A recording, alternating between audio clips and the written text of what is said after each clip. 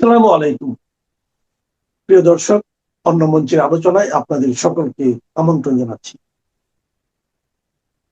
আজ আমাদের সঙ্গে আমন্ত্রিত অতিথি হিসেবে আছেন। খুব গুরুত্বপূর্ণ লাইভ একটা, প্রত্যেকের দেখা উচিত শেষ পর্যন্ত। এই হঠাৎ করে বিজেপি গেরুয়া কি যেন গেরুয়া যাত্রা না সরি তিরঙ্গা যাত্রা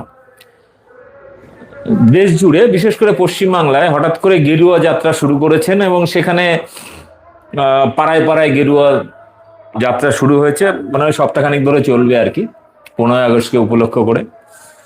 কিন্তু আপনারা কি জানেন যে এই গেরুয়া যাত্রা নিয়ে গত কয়েকদিনে পশ্চিমবঙ্গের বিভিন্ন জায়গায় বিজেপির মধ্যে অলরেডি কিন্তু গন্ডগোল শুরু হয়ে গেছে। এই গন্ডগোলের পেছনে একটা ইতিহাস আছে, কালো ইতিহাস আছে। এই গেরুয়া ঝান্ডা তিরঙ্গা পতাকা, ভারতের জাতীয় পতাকা উত্তোলন নিয়ে আরএসএস এর একটা বিশাল বড় বিধিনিষেধ ছিল, যে আরএসএস এই তিরঙ্গা পতাকাকে কোনোদিন সম্মান জানাবে না। যে আরএসএস সদস্যরা এটাকে সম্মান জানাবে তাদের সংগঠন থেকে বাদ দেওয়া, মানে তাদের সংগঠন থেকে বের করে দেওয়া হবে এবং তাদের বিরুদ্ধে মামলাও হবে, এবং করেছে। একটা সময় বিজেপি আরএসএস কেউ তিরঙ্গা পতাকা, ভারতের জাতীয় পতাকা উত্তোলন করলে বা জাতীয় পতাকার প্রতি সম্মান দেখালে তার বিরুদ্ধে আইনি ব্যবস্থা কিন্তু আরএসএস নিয়েছে একটা সময়। একটা সময় ছিল যখন ভারতের সংবিধান জাতীয় পতাকাকে অসম্মান, প্রকাশ্যে অসম্মান করতো এই আরএসএস। হঠাৎ করে কি এমন হলো যে এখন তারা এই তিরঙ্গা পতাকা নিয়ে, জাতীয় পতাকা নিয়ে খুব লাফালাফি করছে, নিজেকে দেশভক্ত প্রমাণ করার চেষ্টা করছে। আপনারা জানলে অবাক হবেন যে ভারতের এই আরএসএস এর প্রধান ছিলেন এক সময় গোলালকর। গোলালকর তিনি তার বাঞ্চ অফ থট বইতে পরিষ্কার করে লিখেছেন যে এই জাতীয় পতাকা, 3 রঙের পতাকা, এটা অশুভ, এর প্রতি সম্মান জানানো ঠিক নয়। আমাদের জাতীয় পতাকা হবে গেরুয়া ধ্বজা, মানে এই গেরুয়া ঝান্ডা যেগুলো ওরা ব্যবহার করে সেটা হবে ভারতের জাতীয় পতাকা। তিরঙ্গা পতাকা আমরা মানব না, মানছি না, কারণ তিরঙ্গা পতাকা অশুভ, 3টে রং, ওই জন্য অশুভ।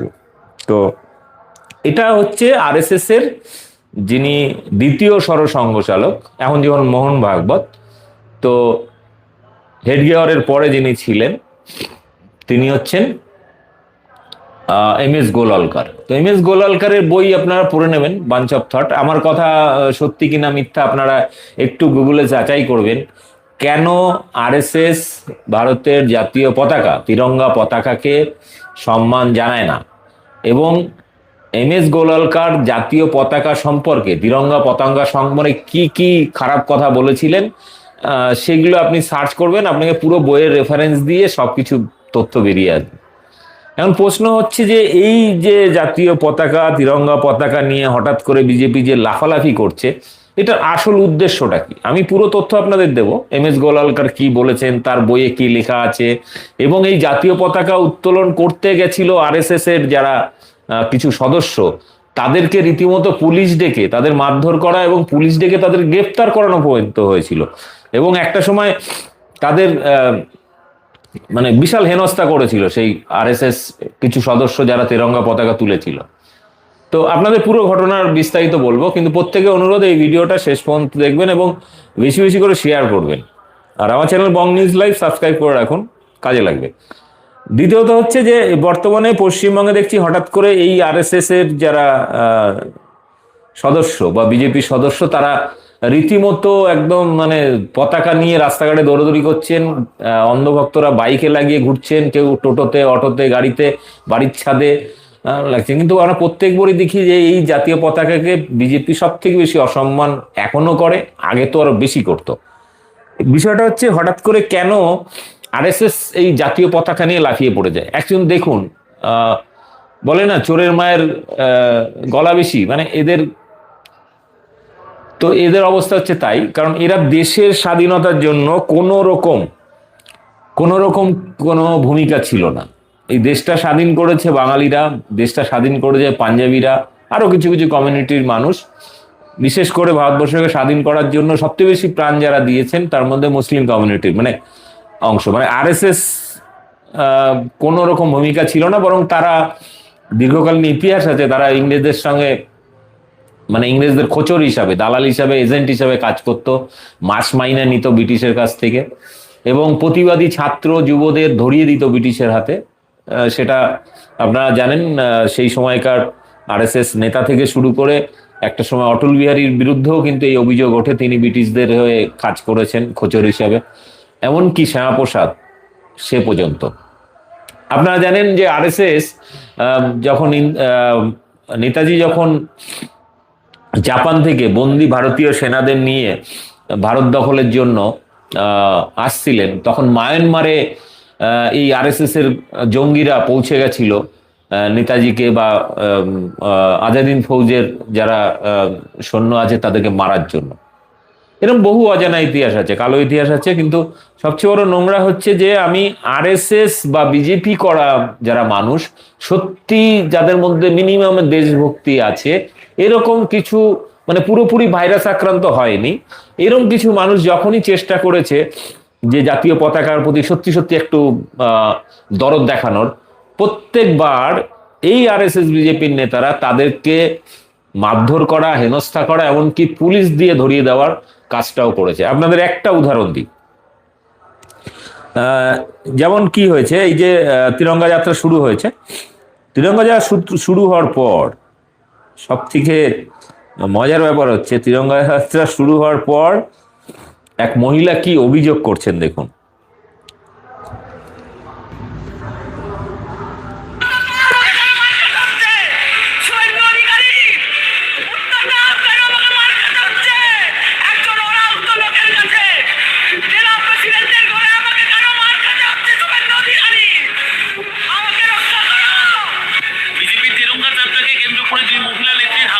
ঘটনায় উত্তেজনা ছড়ালো মালদায়। আক্রান্ত হওয়ার অভিযোগ তুলেছেন দক্ষিণ মালদা সাংগঠনিক জেলার মুখপাত্র তন্দাপা। তার দাবি মাথুরের ঠোঁট ও মুখে আঘাত লেগেছে। ঘটনাস্থল থেকে সোশ্যাল মিডিয়ায় লাইভ করে বিজেপির রাজ্য সভাপতি শ্রমিক ভট্টাচার্য ও মুখ্যমন্ত্রী শুভেন্দু অধিকারীর কাছে প্রতিকার চান তিনি। বুধবার বিকেলে পুরাটুলির বিজেপি কার্যালয় থেকে তিরঙ্গা যাত্রা বের হয়। মিছিল শেষে ছবি তোলা নিয়ে তন্দা ও তনুশ্রী দাসের মধ্যে বচসা থেকে আঘাত। মানে রীতিমতো এক মহিলা নেত্রীকে আরেক মহিলা নেত্রী এবং তার পুরুষ দলবল এই তিরঙ্গা পতাকা তোলা নিয়ে বা যাত্রা নিয়ে রীতিমতো মারধর করে মুখ ফাটিয়ে দিয়েছে, এই যেটা দেখালাম। এবারে আসি মূল ইতিহাসে। আপনারা একটা জিনিস খেয়াল করেছেন, অনন্ত মহারাজ যে নেতাজিকে নিয়ে কুরুচিকর মন্তব্য কন্টিনিউ করে যাচ্ছে, এখনো পর্যন্ত তাকে গ্রেপ্তার কথা দূরের ব্যাপার। কারণ আপনারা দেখেছেন যে কোনো মুসলিম সম্প্রদায়কে মাঝে মাঝে দেশদ্রোহী তকমা দিয়ে যে কোনো সময় গ্রেপ্তার করে দেয়। সোশ্যাল মিডিয়ায় কোনো একটা পোস্ট করেছে, তার একটা ভুল ব্যাখ্যা করে তাকে গ্রেপ্তার করা হয়। কিন্তু অনন্ত মহারাজকে কিন্তু এখনো পর্যন্ত বিজেপি গ্রেপ্তার করতে পারছে না, কারণ বিজেপি সাংসদ। এবং উত্তরবঙ্গে বলা যায় যে এই অনন্ত মহারাজই বিজেপিকে জায়গা করে দিয়েছিল, ফলে বিজেপি সাহস পাচ্ছে না, শুভেন্দু অধিকারী সাহস পাচ্ছে না যে তাকে গ্রেপ্তার করার।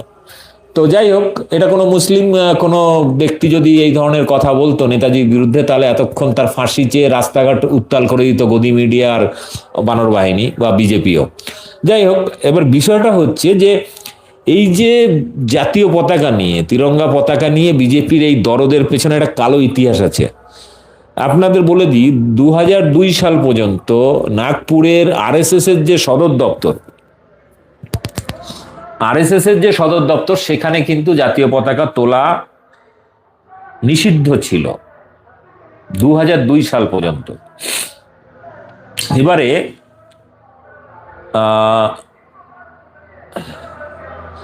সব থেকে মজার ব্যাপার, আপনাদের পুরো ঘটনাটা বলি।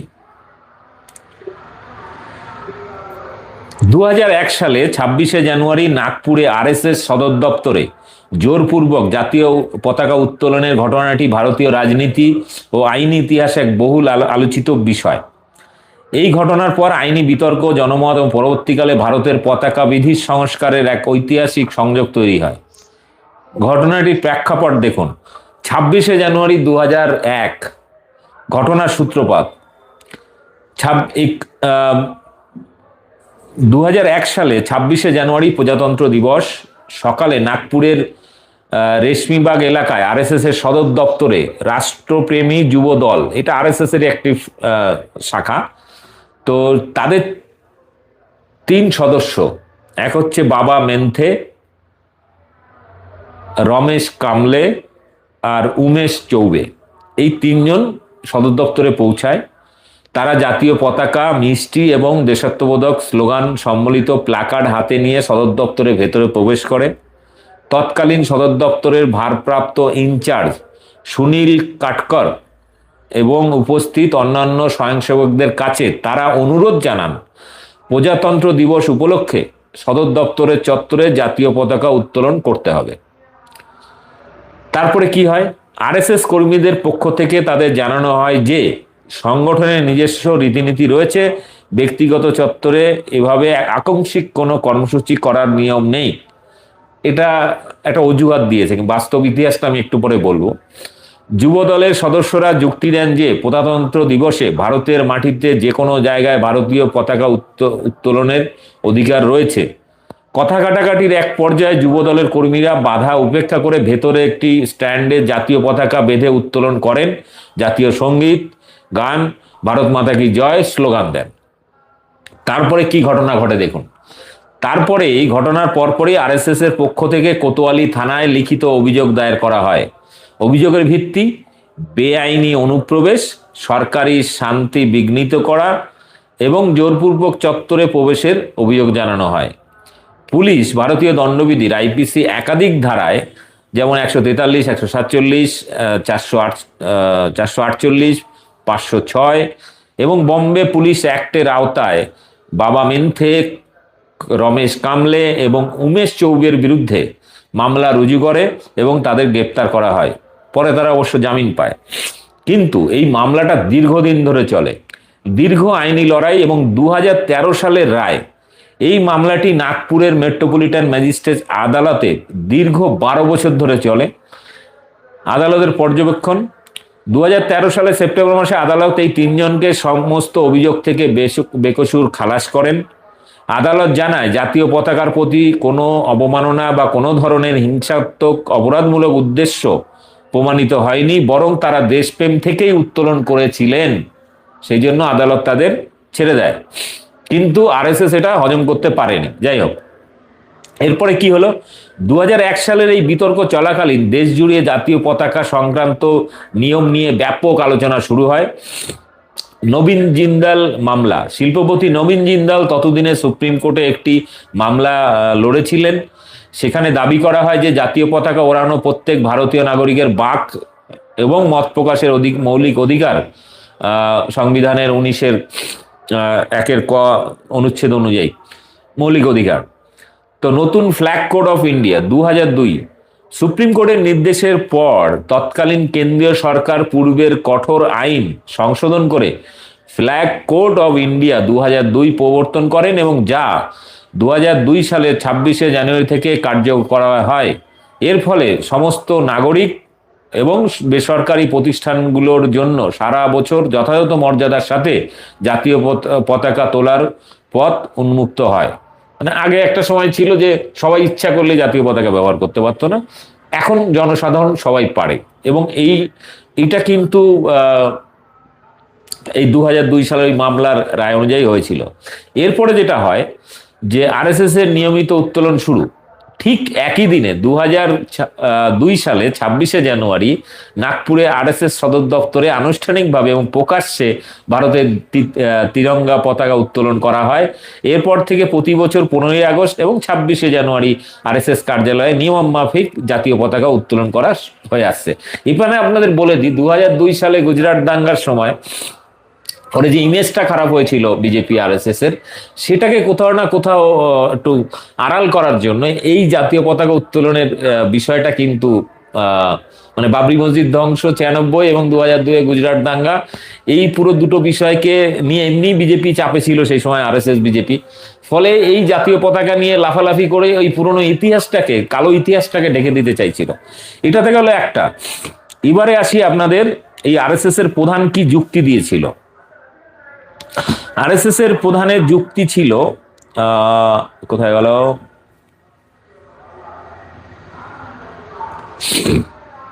হ্যাঁ, আরএসএস এর প্রধানের যুক্তি, মানে যিনি গুরুজি নামেও পরিচিত, MS গোলওয়ালকার, মাধব সদাশিব রাও গোলওয়ালকার, তো তিনি দ্বিতীয় সরসংঘচালক ছিলেন এবং তার মতে ছিল যে তিরঙ্গা পতাকা নয়, ভারতের পতাকা গেরুয়া করতে হবে, মানে এরকম একটা, সেই কারণে তারা শুরু থেকেই এই জাতীয় পতাকাকে, তিরঙ্গা পতাকাকে মানতেন না।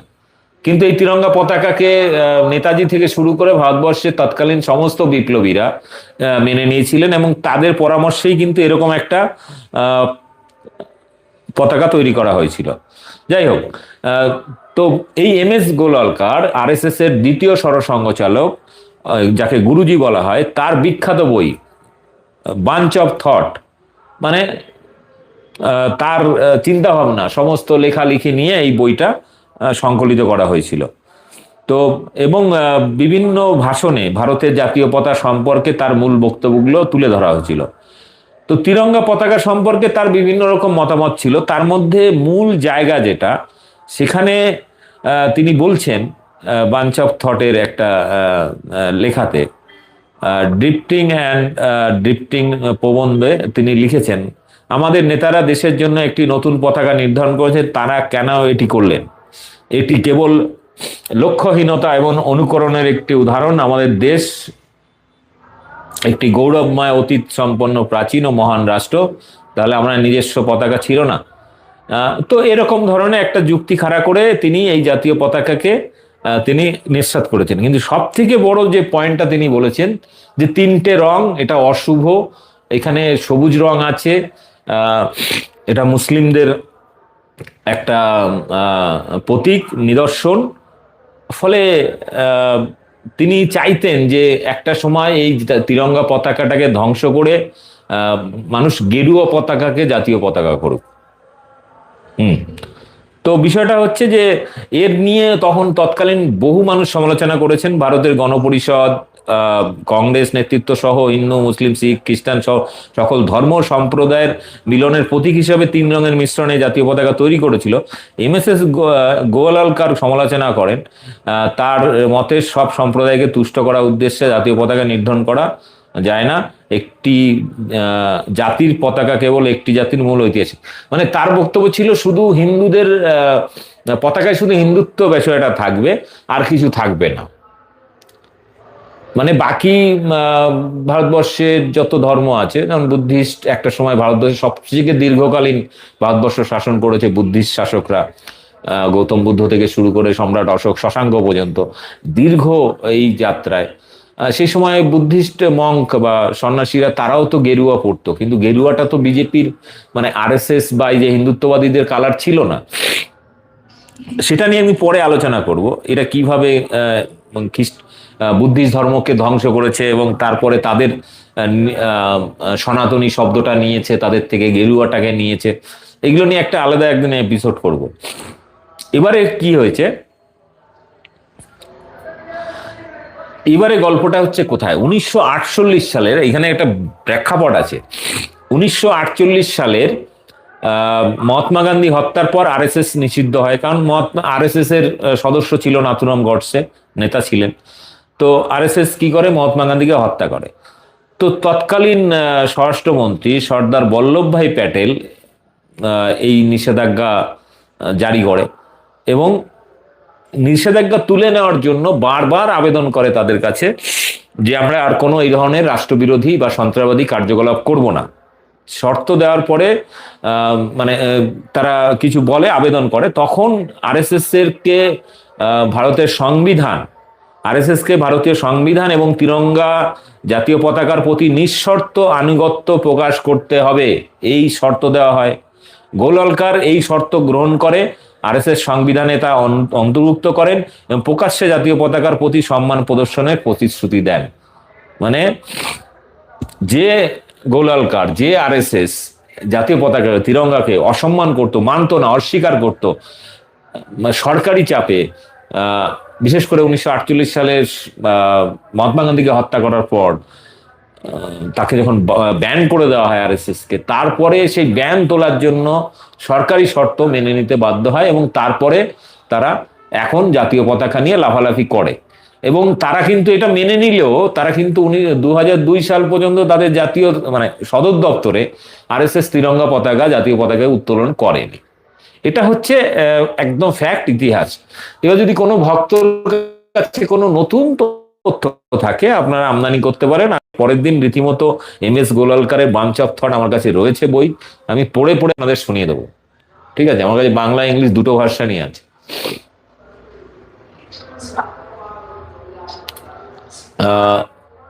একজন কমেন্ট করেছেন, দাদা the history is now being talked about BJP RSS who are trying to make us forget history of India independence so that we don't remember the old history. Will not say Joy Bangla, will it? এমন লিখেছে, আমরা জয় বাংলা বলি না, সে জয় প্রবাসী। যাই হোক, brother be careful, they have no trust, you can harm himself by speaking against them. You know about Chandranath. I have not forgotten Chandranath. যাই হোক, তো বিষয়টা হচ্ছে অলরেডি আমাদের আজকে ছোট্ট জাস্ট ভিডিওটা ছোট্ট, অনেকে বলছে একটু ছোট্ট করতে, দিনের বেলা সবাই কাজে ব্যস্ত, প্রত্যেকে অনুরোধ ভিডিওটা বেশি বেশি করে, যে কজন দেখছেন প্রায় 200 জনের বেশি দেখছেন, প্রত্যেকে অনুরোধ ভিডিওটা বেশি বেশি করে শেয়ার করুন। এবং এই যে তিরঙ্গা নিয়ে তাদের ন্যাকামি নাটক, এই ভিডিওটা সবার সামনে ছুঁড়ে মারুন সেই সমস্ত অন্ধভক্তদের, গোবর ভক্তদের, যারা এই কালো ইতিহাসটা জানে না, যারা সব থেকে বেশি অসম্মান করেছে তিরঙ্গা পতাকার, যারা সব থেকে বেশি বিরোধিতা করেছে ভারতের সংবিধানের, যারা সব থেকে বেশি বিরোধিতা করেছে স্বাধীনতা আন্দোলনকে। ইভেন তারা এই কারণে তারা নেতাজি তাদেরকে ঘৃণা করতেন, এখন তারা নেতাজি দরদ দেখাচ্ছেন, জাতীয় পতাকার প্রতি দরদ দেখাচ্ছেন, কিন্তু সেই নেতাজিকে অসম্মান করছে বিজেপির সাংসদ, বিজেপির নেতারা। কি বলবেন? ইমেজ ধরে রাখার জন্য দেখলাম হঠাৎ করে ওই দিবাকর হিন্দু বলে আমাদের উত্তরবঙ্গের একটা জঙ্গি, RSS জঙ্গি, সে শিয়ালদাতে একটা মিছিলের ডাক দিল, 50টা লোকও হয়নি। মানে বিজেপির বেশিরভাগ, RSS বেশিরভাগ লোক কিন্তু নেতাজিকে পছন্দ করে না, জাতীয় পতাকা, ভারতের সংবিধান, গণতন্ত্র কিচ্ছু মানে না। তারা ব্রিটিশের দালালি করতে, এখন আদানি আম্বানির দালালি করে। তাদের কাছে হিন্দুত্ব শুধুমাত্র ভোট করানোর জন্য একটা সুরসুরি মাত্র, আর কিছু না।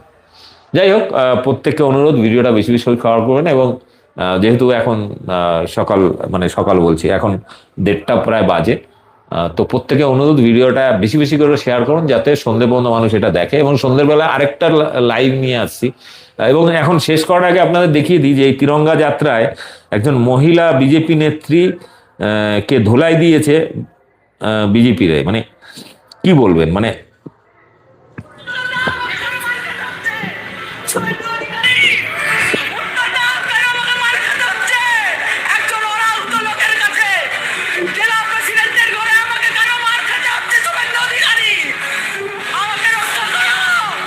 বিজেপি তিরঙ্গা যাত্রাকে কেন্দ্র করে 2 মহিলা নেত্রীর হাতাহাতির ঘটনায় উত্তেজনা ছড়ালো মালদায়। আক্রান্ত হওয়ার অভিযোগ তুলেছেন দক্ষিণ মালদা সাংগঠনিক জেলার মুখপাত্র। রীতিমতো মুখ ফাটাফাটি হয়েছে, মুখে দেখুন ফুলে গেছে, রুমালে বরফ দিয়ে মুখ দিয়ে এই করছে। এই হচ্ছে বিজেপির স্বভাব। তারা নারীকে সম্মান করতে জানে না, তারা দেশের জাতীয় পতাকাকে সম্মান করে না, দেশের সংবিধানকে করে না। ফলে তারা কি করবে? অ্যাকচুয়ালি ভারতবর্ষে সব থেকে ভারত বিরোধী, দেশ বিরোধী, দেশের মানুষ বিরোধী, সংবিধান বিরোধী, গণতন্ত্র বিরোধী, জাতীয় পতাকা বিরোধী, সবকিছু বিরোধী, মানে সম্পূর্ণ যদি কমপ্লিট দেশ বিরোধী কোনো দল বা কোনো গোষ্ঠী হয়ে থাকে, সেটা হচ্ছে RSS বিজেপি এবং তাদের শাখা পোশাখা এবং তাদের যারা অন্ধভক্ত আছে। এদেরকে আপনারা যেখানে দেখবেন তাদের কাছে এই ভিডিওটা দেখাবেন, এবং আমি যে তথ্যগুলো দিলাম এই তথ্যগুলো তাদেরকে বলবেন একটু যাচাই করে নিতে, যে RSS এর মধ্যে থেকে যারা যখনই চেষ্টা করেছে তিরঙ্গার প্রতি সম্মান জানাতে, তার বিরুদ্ধে পুলিশই তাদেরকে মেরে পুলিশে তুলে দেওয়া হয়েছে, তাদের বিরুদ্ধে মামলা চালিয়েছে এই RSS। ভাবতে পারেন, RSS এরই 3 জন সদস্য, তারা 2001 সালে 26শে জানুয়ারি RSS এর সদর দপ্তরে জাতীয় পতাকা তুলতে গেছিল, তাদেরকে মারধর করে তাদের বিরুদ্ধে মামলা করে জেলে ঢুকিয়ে দিল এই RSS নেতারা, এই RSS সংগঠন। এই RSS সংগঠনের যিনি দ্বিতীয় সরসংঘ চালক ছিলেন MS গোলালকার, তিনি এই জাতীয় পতাকা সম্পর্কে কত নোংরা নোংরা কথা বলেছে, সংবিধান নিয়ে কত নোংরা কথা বলেছে, সেটা আপনারা একটু ইতিহাস ঘাটলে বা একটু গুগল করুন সমস্ত রেফারেন্স সহ। এবং সেগুলো বানানো নয়, সেগুলো এম.এস. গোলওয়ালকারের নিজের লেখা বই বাঞ্চ অফ থটেই আছে। আর বাকি বিভিন্ন জায়গায় বক্তব্য, ভাষণে তার বক্তব্য তো বিভিন্ন সময়, সেই সময় আরএসএস এর লেখা বিভিন্ন বইপত্র, পত্রপত্রিকায় বেরিয়েছে এবং বিভিন্ন চ্যানেলে, মানে সংবাদপত্রে বেরিয়েছে তখন। তো মোটামুটি এই তথ্যটা জানানোর জন্য যারা আজকে তিরঙ্গা নিয়ে লাফালাফি করছে তাদের আসল চরিত্রটা কিরকম, আসল ইতিহাসটা কি, কালো ইতিহাসটা কি। তো প্রত্যেককে অনুরোধ, ভিডিওটা বেশি বেশি করে শেয়ার করুন, একদম বেশি বেশি করে। ভালো থাকুন।